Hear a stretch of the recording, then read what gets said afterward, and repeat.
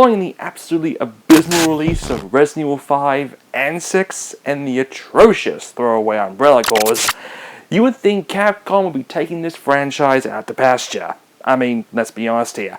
Capcom haven't exactly been kind to franchises lately that don't contain the words street or fight. And even that's been a stretch. So imagine everyone's surprise at E3 last year when Sony revealed that its horror VR demo Kitchen was in fact a prelude to a brand new Resident Evil, complete with its own PT-inspired demo.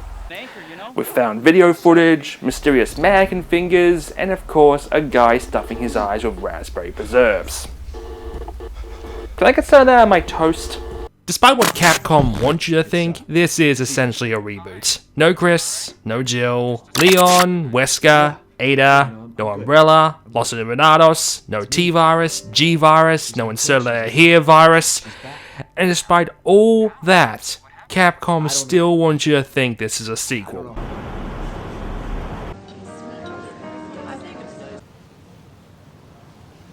Right. What you need to know is you're playing a man called Ethan who heads on down to Louisiana after receiving a note from his wife, Mia, telling him to come pick her up, despite her being supposedly dead for 3 years. Hey, just wait until you find out a dog was behind it all. But within the first hour, you actually find your wife, and that's when things go to absolute hell.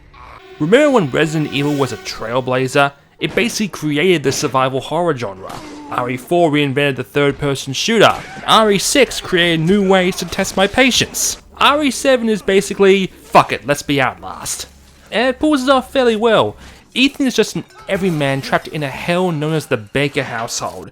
You're constantly being hunted down by a seemingly invincible Jack Baker, and more times than often it's required just to run for it and find a place to hide than actually fighting. It's actually quite nerve-wracking, and with odd-shaped keys, minimum ammo and inventory, safe rooms, and even the health status on your Fitbits, the game feels like a modern first-person reimagining of the original. Then again, the first-person perspective was probably done less because it would create a whole new sense of suspense, and more so Sony could push it with VR, and have Let's Players scream and shit themselves in fear while wearing a headset in a video that would get 1 million more hits than this one. I have accepted my fate, sadly. Although there are some things I feel need to be addressed. First off, on consoles, you may want to crack open a drink when you start up the game, as load times can be an absolute chore. And even then, some of the character models have this glistening look that feels just dangling out of the uncanny valley. Plus, the on-screen blood when hurt looks like standard Photoshop blood brushes. And then you get to these things. These damn moldeds. Molders? Molden. They're called molded, they're creepy as fuck, and they're even harder to kill. They're like those regenerators from RE4 meets the necromorphs from Dead Space, except you either go for the limbs or aim directly for the head. And with limited ammo, it's a real challenge not to fuck up. While there are also some immersion-breaking moments, like invisible walls in the first videotape, so you can't follow Andre, and the fact video cameras are being treated like a separate pair of eyes in the first place, Capcom have been able to create a genuinely tense title here, with narrow corridors where enemies could come out seemingly from nowhere, absolutely visceral designs, and some brilliantly crafted audio. There isn't a part where you genuinely feel safe, when any moment Bray Wyatt's brother could appear.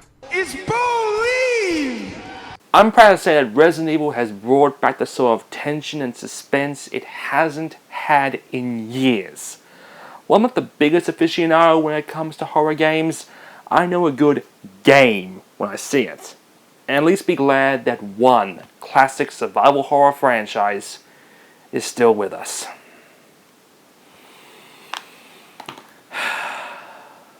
Oh. I miss you so much.